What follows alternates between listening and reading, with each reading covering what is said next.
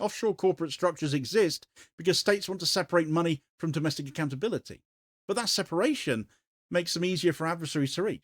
A shell entity is invisible to the public, but not invisible to a state with an intelligence service and a strategic interest in denting the confidence of an opponent. And the point needs to be made that this is not about heroics. Iran is not the protagonist here. They are acting in their own interests. They are exploiting the same offshore opacity that global elites use to hide their money, don't they?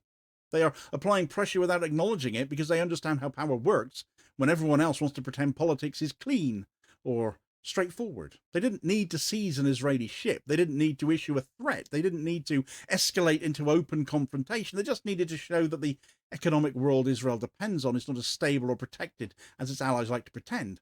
And this is why this story of this ship's release has gone grotesquely underreported in Western media. By targeting something connected to Azerbaijan, they didn't need to confirm it. They didn't need to state it. They just needed the facts to point to it. They placed themselves inside a network without leaving fingerprints. And this is where you see the scale of the silence, because nobody wanted to talk about what it means for a state actor to quietly intervene in a supply chain that supports another state's war machine. Israel's dependence on imported crude from Azerbaijan isn't a niche fact. It's one of the pillars of its economic resilience during conflict.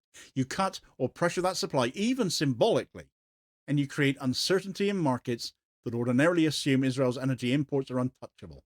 Iran didn't need to hit the pipeline. They didn't need to strike the infrastructure.